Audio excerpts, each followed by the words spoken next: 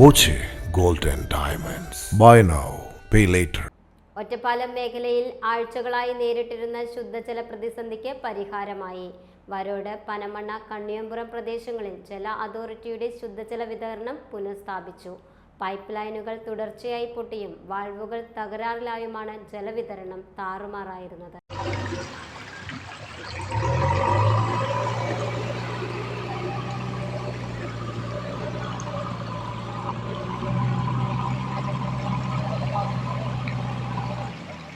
തകരാറുകൾ സംഭവിക്കുമ്പോൾ പമ്പിംഗ് നിർത്തിവെക്കുന്നതായിരുന്നു പ്രതിസന്ധി.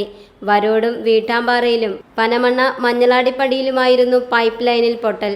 ചേരിക്കുന്ന ടാങ്കിന് സമീപവും കണ്ണിയമ്പുറത്തുമായിരുന്നു വാൾവ് തകരാറ്. ഒരിടത്ത് അറ്റകുറ്റപ്പണി പൂർത്തിയാകുമ്പോഴേക്കും മറ്റൊരിടത്ത് പൈപ്പ് പൊട്ടുന്ന സാഹചര്യമായിരുന്നു.